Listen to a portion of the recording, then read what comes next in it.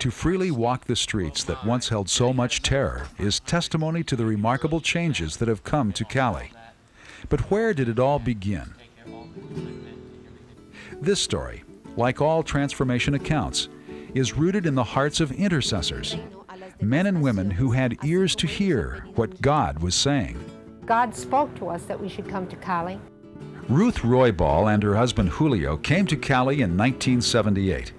They were dismayed at the utter darkness that had settled over the city. But Julio was convinced that if the people of God would join together and pray, the enemy's grip would be broken. There was just one problem. No one wanted to do this. It wasn't really unity among the churches. You did your thing, and I say, God bless you, brother, and have a wonderful time in your church, but this is my church, and this is what I do. The Pastors Association used to consist of nothing more than a box of files. Every pastor was working separately on his own. No one would join together. Following a disagreement, Julio pulled out of the already weak Pastors Association. But then he realized he was contributing to the disunity. God spoke to him and told him, you don't have the right to be offended, and you have to forgive. And he took that message and he realized, he said, if I'm going to reflect Jesus, I cannot be offended anyway. Julio went back to the pastors and begged their forgiveness. They could not afford to walk in disunity, not when their city faced such overwhelming challenges. We started realizing, well, what hope do we have? We had all these international organizations plus all the Colombian authorities against the Cali cartel, and nothing ever happened. So being concerned for this, we started praying and interceding and asking the Lord to show us how to pray, and that's how He took us to understand our spiritual roots. To gain God's perspective on their city, local churches began to examine the spiritual dynamics in their immediate neighborhoods. One of the things we would do was Randy would give out maps of the city, and the government has it divided like in different areas, zones. And within those zones there are many neighborhoods, so we would divide the church up into these zones, and according to the neighborhood where they lived, then they had to bring back information of all of the problems that they saw that were occurring, that were reoccurring, very strong problems within their area. One troubling discovery was the city's deep involvement with the occult. Even the macho drug lords were active clients of mediums and spiritual guides. Had very strong roots of occultic practices, and that was mixed in with the religious leadership, and that gave them power, aside from the power that they already had with their money.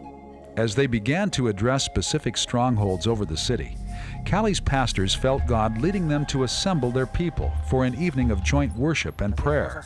At the beginning, the problem was people saying, it won't work. The people might not come. And many opposed it, but we had leaders that dared to do things. They dared, understanding that it was God's will. In '95, we had our first all-night prayer meeting. Did you feel the mountains tremble? And they prayed against principalities and powers. They prayed for unity. They believed in God to see Him move in the churches.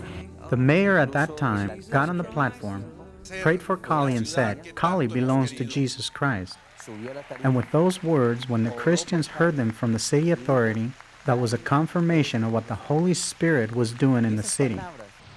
48 hours after the event, the daily newspaper headlined, "No Homicides." For the first time in as long as anyone could remember, Cali had gone an entire weekend without a single murder. A newsworthy event in a city used to seeing upwards of 15 killings per day. After these major prayer events, united prayer events were going on, that's when we started seeing the results. And 10 days later, the first drug lord fell. And God was changing the city.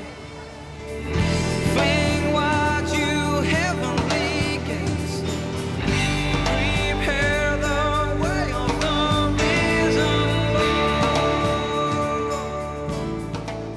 Lord. Encouraged by the spiritual momentum generated by the first all-night prayer vigil, church leaders decided to rent the largest venue in the city, the 55,000-seat Pascual Guerrero Soccer Stadium. Their faith was amply rewarded when more than 60,000 believers showed up to pray and worship across denominational lines.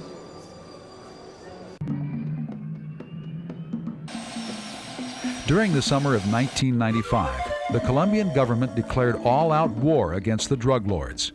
6,500 elite commandos were dispatched to Cali with explicit orders to round up the cartel's ringleaders. There were 7 top drug lords. 6 had fallen in those 9 months when we really started praying together. The whole spiritual atmosphere of the city of Cali has changed. While Julio was encouraged by God's handiwork, he faced opposition in his own backyard. A neighbor, angry over disputed property rights, threatened to kill him. So Julio said, I'm going to fast and pray until I know what's happening. So he was fasting, and on the 3rd day, God spoke to him, and he said, he will do you great damage, but from what he does, the revival in Cali will spring forth. I want to tell you people, this is a very dangerous thing that we're doing here tonight. He had a meeting with the Pastors Association, the board. I was waiting for him with the other pastors at 2 o'clock that afternoon. He told us to drop him off. The chauffeur kept saying, no, let me take you to the door. Let me wait with you. But I said, no, just leave me here. I can walk. He got out. He started walking towards the church. 2 hitmen were waiting in ambush for him.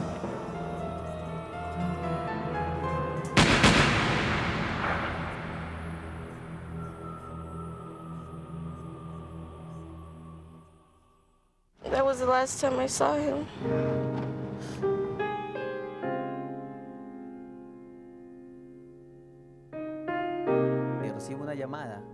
I got a call and they said, they just killed Julio. And I said, nah, how can they kill a pastor? So I went to the place thinking he was just hurt. But when I got there, he was lying on his side like a baby. Julio, the noisy one, the active one, the man who just never sat still, there he was lying like a baby. When they first told me about it, you're in shock. You can't believe it really happened. And as I arrived, his body was still on the street. There was a pool of blood by his head where he had been shot. The verse that came to me just by the Spirit of God was, precious in the eyes of the Lord are the death of the saints. And as I just stepped out and sat next to his body, I knew I was on holy ground. And I just said, Lord, I know that you know everything in our hearts, but this I have to say, it is well with my soul. This is what you wanted, and it's well with my soul.